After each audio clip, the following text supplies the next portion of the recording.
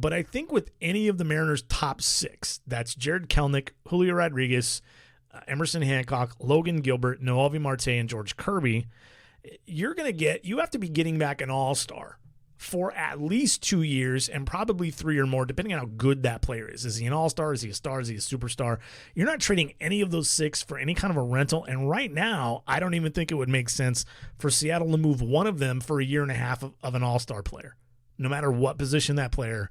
I mean, you can say, yeah, but you can sign that player to an extension. Signing the player to an extension is not part of the trade value. It never is. And asking permission to sign the player to an extension before, you see how rare that is? It doesn't happen that much because that completely changes it. If you're the Mariners, you don't really want to do that because then the team trading that player is going to say, well, now you're guaranteed to have this player for 4 more years. I want more in return. That's why that doesn't happen that much. Pat Gillick once told me that he made a lot of trades with likely impact in mind. If you're trading a Julio Rodriguez or a Jared Kelenic for, I'll just throw out a player that I read, Jack Flaherty. You guys have heard me talk about Jack Flaherty as one of those like number 2 starters who's got a really good chance to be a number 1, who's looked like a number 1 before, and he could take that step forward.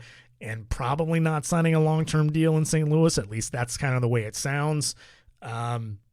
Like, what is the impact of that trade?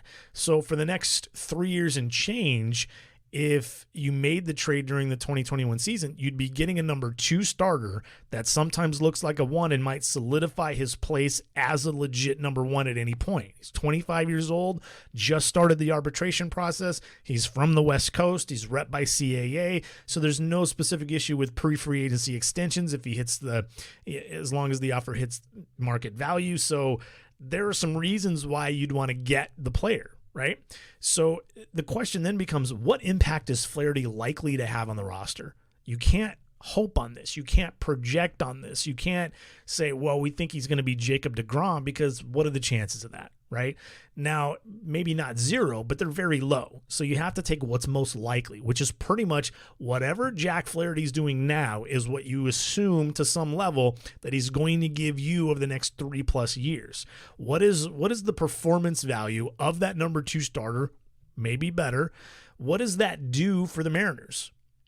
Does it push the team from 75 wins to 80? Well, that's not really so valuable. Well, then you're thinking, okay, but what about 2022? Does it, okay, what if that only makes them an 85-win team in 2022 and an 89-win team in 2023? Now you just exhausted all of Flaherty's control years that you traded for, and all he got you to was like 90 wins, which doesn't guarantee you anything. So you have to make it count, and you have to make sure that it's going to count. You have to make sure that the trade you make gets you what you need, no matter who you're trading. If the Flaherty addition, if that Stars addition ultimately leads to others, and the median projection is Flaherty helps the club get to 90+ wins, now it's starting to make some sense. If you believe the player you are acquiring helps you win the division a few times, the value starting to really show. If you think Flaherty's acquisition is actually getting the club to legit World Series contention, and this was the best way, what I call polar, I explained that a couple of weeks ago, path of least resistance, in order to land that player, it might end up being worth doing. Now, I just use Kelenic or Rodriguez as the example. I just use Flaherty as the example because Kelenic and Rodriguez are the 2 best talents in the organization. If you're trading one of the 2 and either or both have a shot to be 5+ win players, you have to see similar value in the player that you get back, and you have to get it now.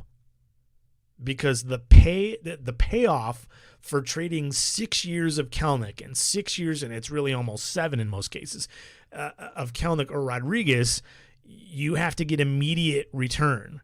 You can't wait for the player you get. You can't wait for all. You could wait for some of it if we're talking about a package deal, but you can't wait for it. You got to get it now, and it's got to make a difference right away, a meaningful difference.